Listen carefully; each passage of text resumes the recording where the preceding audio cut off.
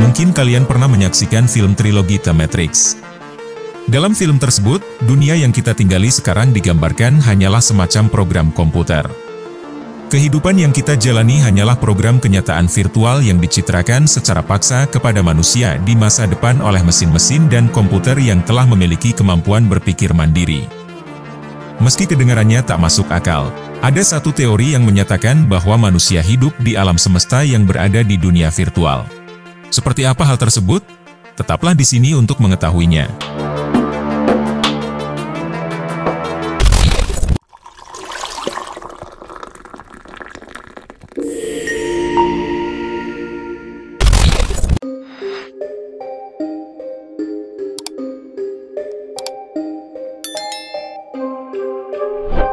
Dalam perkembangan teknologi komputer, manusia telah melangkah jauh dalam 40 tahun terakhir. Mulai dari permainan komputer bernama Pong yang hanya terdiri dari satu titik dan dua garis pada layar komputer, hingga permainan dengan gambar 3 dimensi yang luar biasa realistik ditambah kecerdasan buatan yang membuat karakter-karakter rekaan di dalamnya bisa diajak berinteraksi nyaris seperti di kehidupan nyata. Belakangan, mulai berkembang teknologi kacamata virtual yang bisa menenggelamkan pengguna dalam dunia 3 dimensi yang sepenuhnya dirancang dalam komputer. Diperkirakan, dalam waktu dekat, tak ada lagi yang menghalangi manusia membuat mesin-mesin yang memiliki kesadaran mereka sendiri. Dengan kecepatan perkembangan teknologi seperti sekarang, dalam beberapa dekade ke depan, manusia bisa jadi entitas artifisial yang hidup dalam dunia simulasi seperti game komputer yang lebih banyak dari jumlah manusia itu sendiri.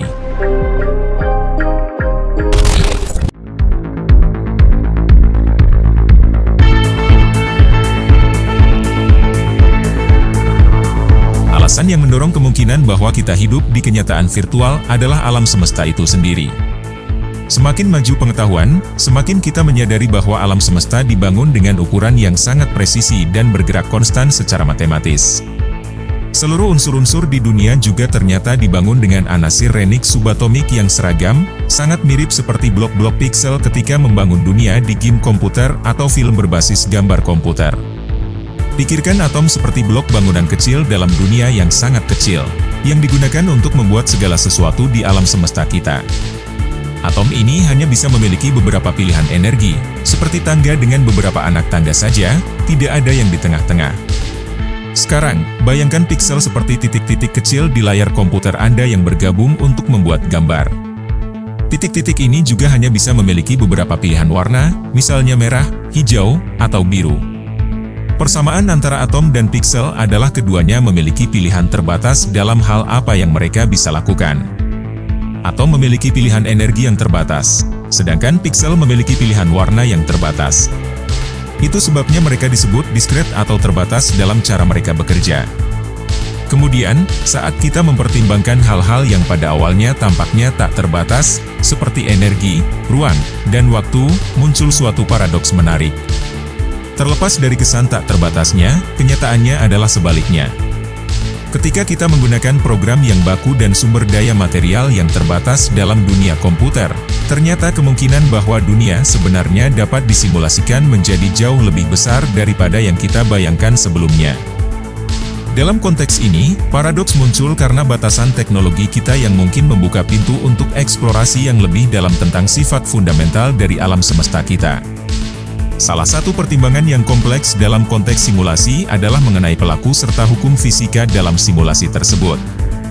Pertanyaan yang muncul, siapa yang bertanggung jawab atas simulasi ini, dan apakah hukum fisika di dalamnya sama dengan yang kita kenal dalam dunia nyata saat ini, atau adakah perbedaan yang signifikan? Semua ini menantang pemahaman kita tentang realitas yang kita alami sehari-hari dan menimbulkan pertanyaan yang dalam tentang sifat eksistensi kita. Bagaimanapun, teori simulasi adalah penjelasan yang lebih sederhana tentang keberadaan manusia ketimbang ide bahwa peradaban manusia dimulai dari campuran senyawa primordial yang menyatu secara kebetulan untuk kemudian berevolusi menjadi molekul, organisme hidup, dan kemudian makhluk yang berakal dan sadar soal dirinya sendiri.